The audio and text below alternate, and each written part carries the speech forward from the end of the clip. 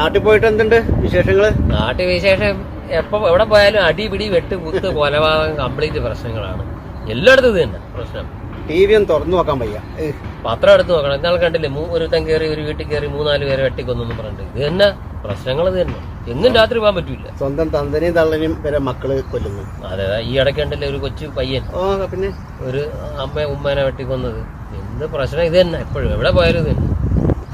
പക്ഷെ എന്തൊക്കെ ആയാലും ശരി തന്നെ അവന്മാരെ കുറെ നാള് പോലീസ് ഓടിച്ചകത്തിടും, അവർക്ക് ശിക്ഷ കിട്ടും. കുറെ നാൾ അവിടെ കിടന്ന് ജയിലിൽ കിടന്നു ആവശ്യമുള്ള തീറ്റിയിൽ നിന്ന് കുറെ നാൾ കഴിയപ്പോഴത്തേക്ക് ഇറങ്ങി പോകാം. ഈ കൂടുതലും തോന്നാണെങ്കിൽ തൂക്കി കൊല്ലാൻ വെച്ച് കഴിഞ്ഞാലും തൂക്കി കൊല്ലാൻ തന്നെ കുറെ ആൾക്കാരുണ്ട് ഇവിടെ പിടിച്ചിട്ടില്ല. പക്ഷെ ഇവരെ കണ്ടല്ലേ, എങ്ങനെയായാലും വെള്ളം ഇറങ്ങാതെ മരിക്കുള്ളൂ. അങ്ങനെ ഒരു കാര്യമുണ്ട് ഇങ്ങനെയൊക്കെ കാണിക്കുന്നത്. അനുഭവിക്കും ഉറപ്പായിട്ട്. നിങ്ങൾ ആ പറയണതിന്റെ അടുത്ത് ഒരു കാരണം വെച്ചാലും ഞാൻ യോജിക്കില്ല. എങ്ങനെ പറഞ്ഞു? നമ്മളെ നാട്ടിൽ ഇതിനേക്കാളും ക്രൂരത ചെയ്ത ഒരാളുണ്ടായിരുന്നു. അയാളെ കാര്യം ആര് പറഞ്ഞാലും അയാൾ വെള്ളം ഇറങ്ങാതെ ചാവും എന്നാണ് പറഞ്ഞുകൊണ്ടിരുന്നത്. പക്ഷെ അവസാനം അയാൾ കിണറ്റി വീണാണ് മരിച്ചത്. അറിയാമോ?